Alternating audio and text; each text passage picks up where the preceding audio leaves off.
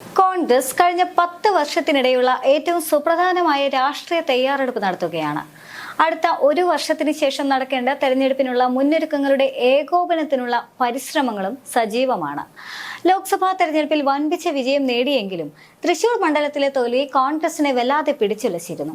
ആ ക്ഷീണത്തിൽ നിന്നും രക്ഷ നേടാനായിരുന്നു ഈ അക്ഷീണ പ്രയത്നങ്ങളെല്ലാം. എന്നാൽ തദ്ദേശ ഭരണ തെരഞ്ഞെടുപ്പിലെ ഫലം കോൺഗ്രസിന്റെ ആത്മവിശ്വാസം തല്ലിക്കെടുത്തിയ മട്ടാണ്. 49 തദ്ദേശ സ്ഥാപനങ്ങളിൽ ഉപതെരഞ്ഞെടുപ്പ് നടന്നപ്പോൾ 19 മാത്രമാണ് UDFന് ജയിക്കാനായത്.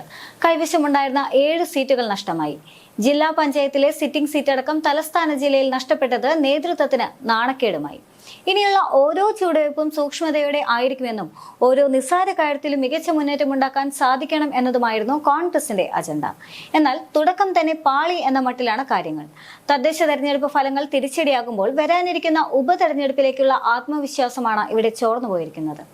ഈ അനുകൂല സാഹചര്യങ്ങളെ മുൻനിർത്തിക്കൊണ്ട് തന്നെയാണ് കോൺഗ്രസ് മറ്റു പടയൊരുക്കങ്ങൾക്കുള്ള നീക്കങ്ങൾക്ക് ഒത്തുകൂടുന്നത്. എന്നാൽ നീക്കങ്ങളെല്ലാം പാളിപ്പോയി. ജില്ലാ പഞ്ചായത്ത് ഉപതെരഞ്ഞെടുപ്പ് തിരുവനന്തപുരം വെള്ളനാട് ഡിവിഷനിൽ മാത്രമാണ് നടന്നത്.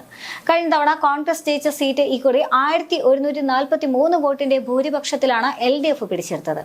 ബ്ലോക്ക് ഡിവിഷനുകളും നഗരസഭാ പഞ്ചായത്ത് വാർഡുകളും UDFന് തിരിച്ചടിയുണ്ടായി. ലോക്സഭാ തെരഞ്ഞെടുപ്പ് ജയത്തിന്റെ പ്രതിഫലനം ഉപതെരഞ്ഞെടുപ്പിലും ഉണ്ടാകുമെന്നായിരുന്നു കോൺഗ്രസിന്റെ പ്രതീക്ഷ. എന്നാൽ 12 മാത്രമാണ് ജയിക്കാനായത്. വയനാട് നേതൃയോഗത്തിന് പിന്നാലെ കോൺഗ്രസിൽ കലാപം ഉരുണ്ടുകൂടിയിട്ടുണ്ട്. KPCC പുനഃസംഘടനയടക്കമുള്ള കാര്യങ്ങളെ ചൊല്ലിയാണ് K സുധാകരനും പ്രതിപക്ഷ നേതാവ് VD സതീശനും ഏറ്റുമുട്ടുന്നത്. പാലക്കാട്, ചേലക്കര നിയമസഭാ മണ്ഡലങ്ങളിലേക്കും വയനാട് ലോക്സഭാ മണ്ഡലത്തിലും നടക്കാനിരിക്കുന്ന ഉപതെരഞ്ഞെടുപ്പുകൾക്കും പിന്നാലെ പുനഃസംഘടന നടത്താനാണ് നേതൃത്വം ആലോചിച്ചിരിക്കുന്നത്. കലാപം മുന്നിൽ കണ്ടുകൊണ്ട് തന്നെയാണ് തെരഞ്ഞെടുപ്പിന് ശേഷം മതി എന്ന നിലപാടെടുത്തത്. തദ്ദേശ തെരഞ്ഞെടുപ്പ് ചരിത്രം പരിശോധിച്ചാൽ ഏറ്റവും ആധിപത്യം CPMനാണ് എന്ന് കാണാൻ സാധിക്കും. എന്നാൽ ഇത്തവണത്തെ ലോക്സഭാ തെരഞ്ഞെടുപ്പിൽ തലപൊക്കിയ ഭരണവിരുദ്ധ വികാരം ആളിക്കത്തിക്കാനായിരുന്നു കോൺഗ്രസിന്റെ ശ്രമം. എന്നാൽ തെരഞ്ഞെടുപ്പിലെ CPMന്റെ മുന്നേറ്റം കോൺഗ്രസിന്റെ ആത്മവിശ്വാസം കെടുത്തി.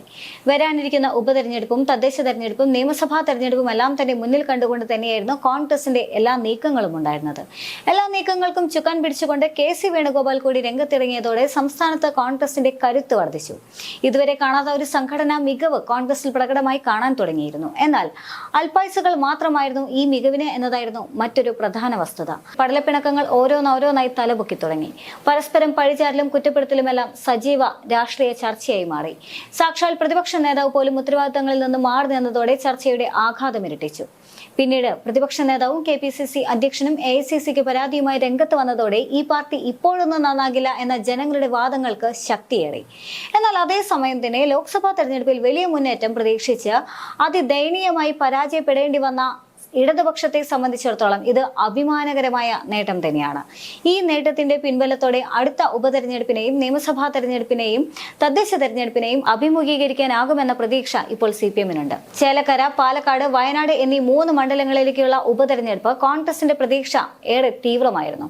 കാരണം വയനാട് ലോക്സഭാ മണ്ഡലം കൈയടക്കാൻ പ്രിയങ്ക ഗാന്ധി എത്തുന്നു എന്ന വാർത്തയും പാലക്കാടിനെയും ചേലക്കരയും പിടിച്ചുലയ്ക്കും.